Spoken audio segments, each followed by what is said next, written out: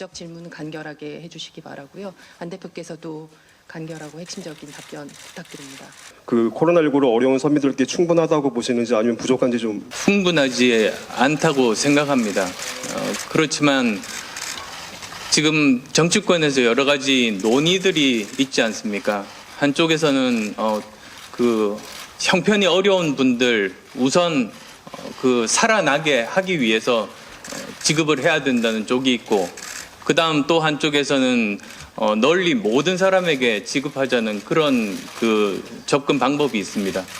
그런데 저는 전자가 옳다고 생각하는 입장입니다. 이번 코로나19로 초래된 경제 위기는 아주 심각합니다. 그리고 아주 오래 갈 겁니다. 그리고 특히 일용직 근로자를 비롯해서 매일매일 생계를 걱정해야 되는 분들이 정말로 큰 어려움에 빠져 있습니다. 그분들을 구하는 게 순서라고 생각합니다. 비유를 들자면 마치 그 물에 빠진 사람이 있는데 구하는 게 우선입니다. 그분께 수영을 가르치면 안 됩니다. 그래서 먼저 구한다는 측면에서는 그 긴급 재난 지원금 형태로 가는 것이 옳다고 봅니다만 충분치는 않습니다. 추가 대책들이 필요합니다. 저는 이미 이러한 추가 대책들에 대해서 그 지난주에 저희가 저희 방법들을 말씀드린 바가 있습니다. 그것까지 정부에서 검토해 주시기 바랍니다. 이렇게 총선을 앞둔 이런 시기에 그렇게 뭐 표를 돈 주고 사는 거 아니냐, 그에 대해서는 또 어떻게 생각하시는지 좀 말씀 부탁드립니다. 선거도 중요합니다만 지금 당장 어려움에 빠진 사람들을 구하는 게 시급합니다. 우선입니다. 그래서 이것에 대해서 정말 어려운 분들을 도와드린다는 그런 측면에서는 그런 정치권에서 정치적인 이해타산 계산하지 않기를 바랍니다. 두 가지 안이 있는 것 같습니다. 문재인 대통령 안이 하나 있는 거고요. 쉽게 생각해서 이제 김종인 통합당 선대위원장 안이 있는 것 같습니다. 지금 안 대표님께서는 문재인 안보다 김종인 안을 일단은 더 경제적이고 효과적이고 필요하다 이렇게 보시는 거. 김종인 그 위원장이십니까? 김종인 위원장보다 먼저 제가 제안을 한 바가 있습니다. 어차피 올해 그 예산이라는 것이 코로나19 전에 짠 예산입니다. 그래서 지금 상태에서는 쓰지 못하는 예산 항목들도 굉장히 많이 있습니다. 그래서 거기서 항목 변경을 해서, 그건 이미 그 법에도 명시되어 있습니다. 항목 변경을 통해서 거기서 필요한 예산들을 조달을 해야 된다. 그런 생각입니다. 그리고 가구당 4인 가구 100만 원, 소득 하위 70%, 저는 이 접근 방법은 충분하지도 않고 옳지도 않다고 생각합니다. 제가 말씀드린 그 제안은 우선 첫 번째로는 월 25만 원씩 넉 달에 걸쳐서 그 1인당 100만 원씩 지급을 하자는 것이고, 그 대상들을 제가 나름대로 계산하고 추려봤더니 50% 정도의 인구에 해당이 됩니다. 그것이 이제 첫 번째이고, 두 번째로는 굉장히 어려운 자영업자 분들에 대한 세금 감면 문제입니다.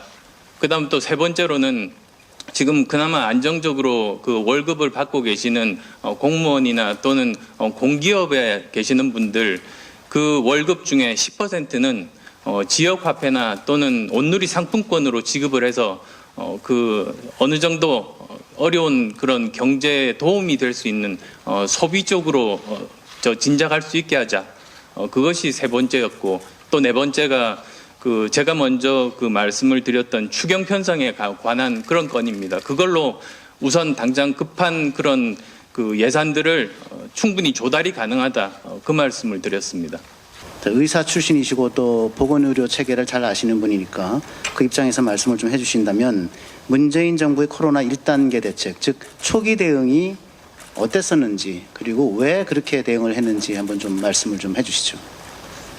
예, 한마디로 현 정부의 코로나 그 초기 대응은 실패했습니다. 그래서 초기에 이렇게 기억하시겠습니다만 중국을 제외하고 전 세계에서 가장 먼저 대규모 확산이 된 나라가 부끄럽게도 우리나라 아니었습니까? 그건 전적으로 미리 대처를 하지 못했기 때문입니다. 그 비교가 될 수 있게 대만의 예를 들어보겠습니다.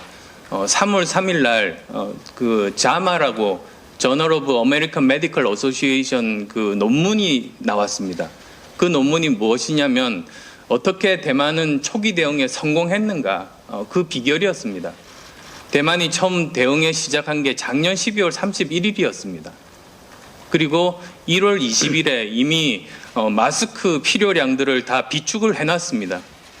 그 완료된 상황에서 1월 21일 날 첫 번째 확진자가 발견이 됐습니다. 그리고 또 2월 초에 중국 전역에 걸쳐서 그 유입되는 그런 그 외국인들을 전면 입국 금지를 시켰습니다.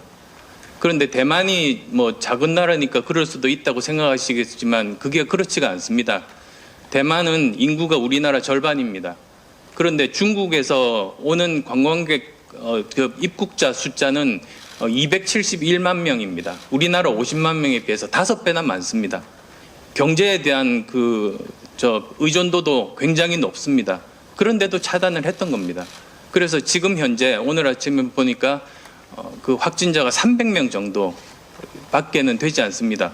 물론 대만도 조금 있다가 또 뚫려서 확산될 수도 있습니다.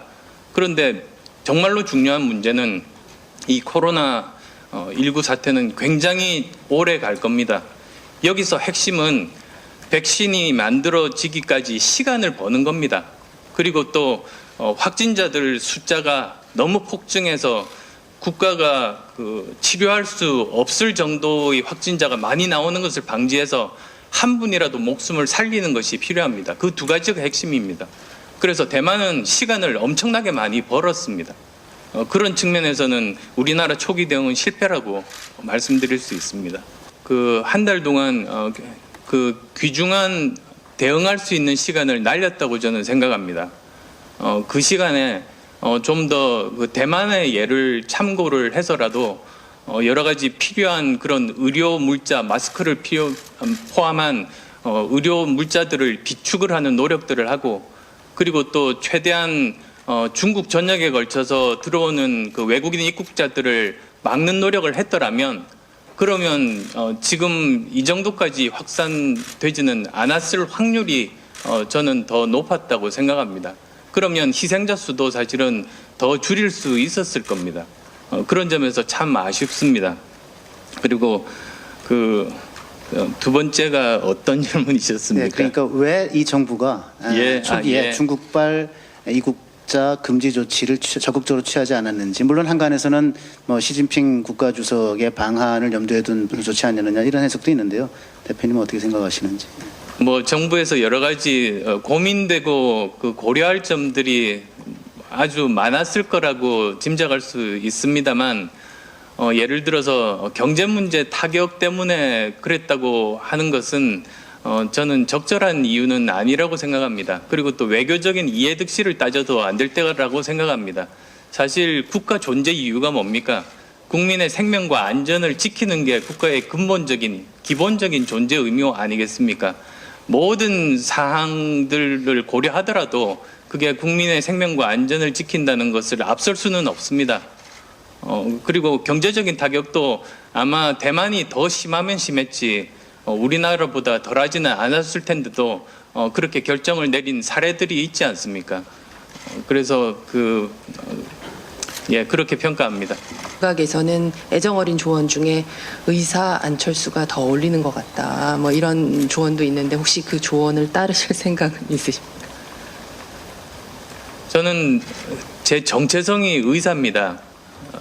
저 10대 후반에 의과대학에 들어가서 30대 초반에 군의관을 마치고 제대할 때까지 의사로서 살았습니다. 한 사람이 그 사람의 정체성이 형성되는 시기가 바로 그 시절 아니겠습니까? 그래서 저는 마음속 깊이 의사라는 정체성을 가지고 모든 일들을 해왔습니다.